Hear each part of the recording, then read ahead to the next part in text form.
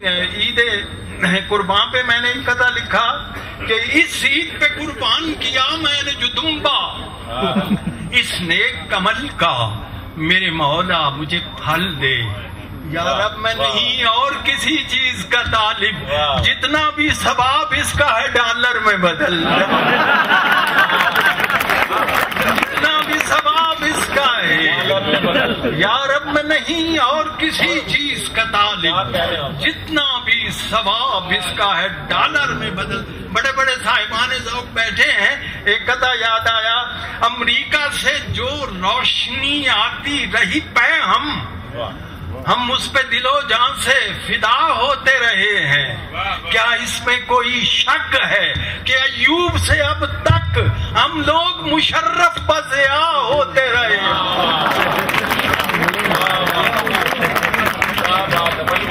امریکہ سے جو روشنی آتی رہی پہ ہم اس پہ دل و جان سے فدا ہوتے رہے ہیں، کیا اس میں کوئی شک ہے کہ ایوب سے اب تک ہم لوگ مشرف بضیا ہوتے رہے ہیں۔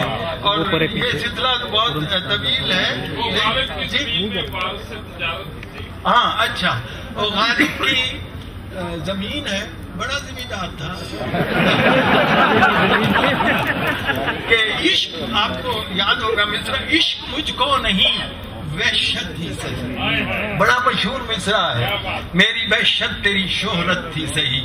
اس میں دو چار شعر میں نے کہیں، چونکہ مجرم نہیں پکڑا جاتا چلیے مجرم کی مذمت ہی صحیح۔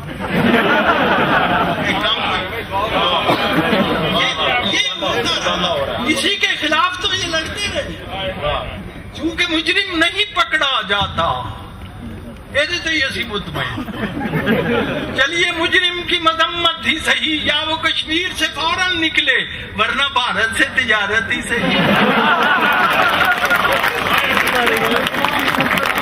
یا وہ کشمیر سے فوراً نکلے ورنہ بھارت سے تجارت ہی صحیح۔ ایک مصیبت ہے یہ موبائل بھی، اور بات کرنے میں سہولت ہی صحیح، بات کرنے میں سہولت ہی صحیح، آفت اور شر سے بچائے مولا، محبوب سنو، آفت اور شر سے بچائے مولا، ان کا مجموعہ شرافت ہی صحیح، ان کا مجموعہ شرافت ہی صحیح ہے، یہاں کوئی تو مصروف عمل شعبہ ضبط ولادت ہی صحیح ہے، یہاں کوئی تو مصروف عمل شعبہ ضبط ولادت ہی صحیح، نامکمل ہی پہن لو کپڑے اور کچھ نہیں ہے تو ثقافت ہی صحیح،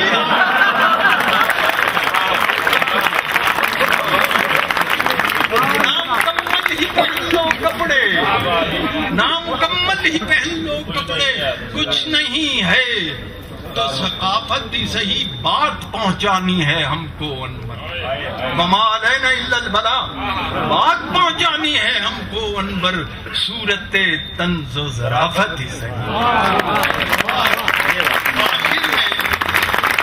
اگر کوئی آپ کی فرمائش ہوئی تو میں اس کے لیے بھی حاضر ہوں، تو ایک نظم یاد، جی وہ میں سناتا ہوں بعد میں، ایک نظم میرے ذہن میں آئی ہے، ڈاکٹر حضرات بیٹھے ہیں کہ بعض ڈاکٹر مریض کو اتنی دوائیاں دے دیتے، معاف کیجیے گا، جو سارے محلے کے مریضوں کے لیے سال بھر کے لیے،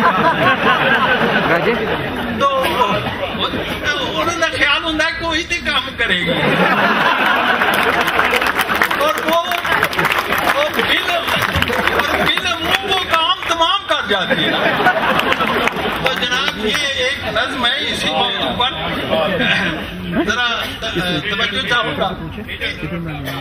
ایک ڈاکٹر سے مشورہ لینے کو میں گیا، ایک ڈاکٹر سے مشورہ لینے کو میں گیا، ناساز یہ مزاج کی کچھ ابتدا کے بعد کرنے لگے وہ پھر میرا طبی معائنہ، ایک وقفہ خاموشی صبر آزما کے بعد، ضربات قلب و نفس کا جب کر چکے شمار، بولے وہ اپنے پیڈ پہ کچھ لکھا کے ہے آپ کو جو عارضہ وہ عارضی نہیں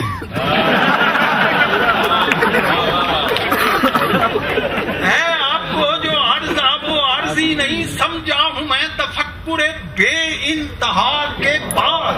اور لکھا ہے ایک نسخہ اکسیر بے بدل وہ شافی دربار عزدیم شفا کی دعا کے بعد نسخہ شروع ہونے لگا.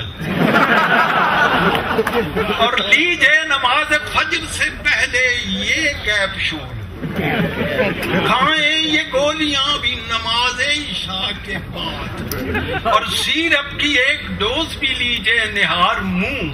پھر ٹیبلٹ یہ کھائیے پہلی غذا کے بعد. لینی ہے آپ کو یہ دوا اس دوا سے قبل. کھانی ہے آپ کو یہ دوا اس دوا کے بعد. لینی ہے آپ کو یہ دوا اس دوا سے قبل. کھانی ہے آپ کو یہ دوا اس دوا کے بعد. اور ان سے خلل پذیر اگر ہو نظام ہضم پھر مکسچر یہ پیجیے اس ابتلا کے بعد. ان سے خلل پذیر اگر ہو نظام ہضم پھر مکسچر یہ پیجیے. پھر مکسچر یہ پیجیے اس ابتلا کے بعد. لازم ہے پھر جناب یہ انجیکشنوں کا کورس. اٹھے نہ ہاتھ آپ کے گھر اس دوا کے. پھر جناب یہ انجیکشنوں کا کورس. اٹھے نہ ہاتھ آپ کے گھر اس دوا کے بعد. پھر چند روز کھائیں یہ ننھی سی ٹیبلٹ. کھجلی اٹھے بدن میں اگر اس دوا کھجلی اٹھے بدن میں ڈاکٹروں کو جب کچھ سمجھ میں نہیں نہ آتا تو وہ کہتے ہیں جی الرجی ہے.